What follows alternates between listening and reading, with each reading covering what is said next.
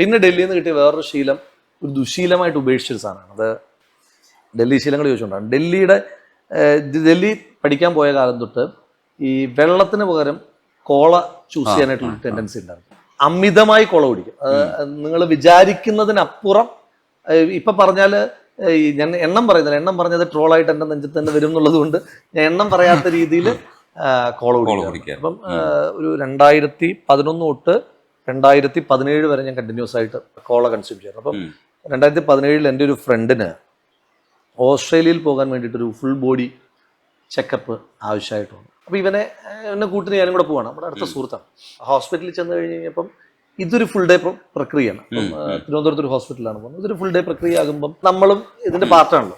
അപ്പോൾ അവൻ പറഞ്ഞു, എന്തായാലും ഇവിടെ വരെ വന്നതല്ലേ, ഇത് ഇത്രയും സമയം നീ കൂടെ നിൽക്കണം, എന്നാ പിന്നെ ഇതങ്ങ് ചെയ്തേരെന്ന് പറഞ്ഞു. നമുക്ക് എന്താ ഇത് ചെയ്യേണ്ട കാര്യം എന്താ, നമുക്ക് കുഴപ്പമൊന്നുമില്ലല്ലോ എന്ന് പറഞ്ഞു. പിന്നെന്തായാലും ബോറടിച്ചിരിക്കുകയാണല്ലോ, എന്നാ പിന്നെ ആ ടൈം ചെയ്യുന്നല്ല നമ്മളും ചെയ്തു. നമുക്കൊരു അസുഖമൊന്നും പ്രത്യേകിച്ചില്ല.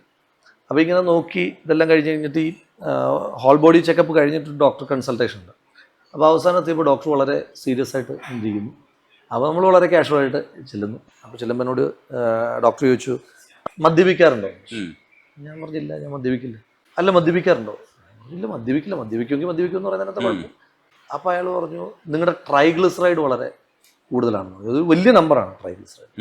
അപ്പം എന്നോട് ചോദിച്ചു, വേറെ ശീലങ്ങൾ എന്താണെന്ന് ചോദിച്ചു. അപ്പം ഞാനിങ്ങനെ ശീലങ്ങളൊന്നും പറയുമ്പം ഇത് പറയുന്നില്ല, കാരണം ഇതൊരു മോശം കാര്യമായിട്ട് നമുക്ക് തോന്നില്ല. അപ്പം ഞാൻ പറഞ്ഞ്, പിന്നെ അത് കഴിക്കും, ഇത് കഴിക്കും, നോൺ വെജ് കഴിക്കും, ഒക്കെ കഴിക്കും, അതെല്ലാം പറയുന്നുണ്ട്. പക്ഷേ ഫാസ്റ്റ് ഫുഡ് കഴിക്കും, പക്ഷേ ഇത് മാത്രം പറയുന്നില്ല. അപ്പം ചോദിച്ചു, അല്ലല്ല വേറെ എന്താണെന്ന് ചോദിച്ചു.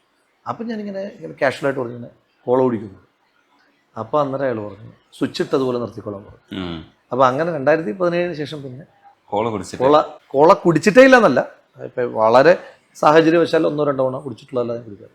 അപ്പം അങ്ങനെ ഡൽഹിയുടെ ശീലങ്ങൾ നിർത്തിയ ശീലം അതാണ്.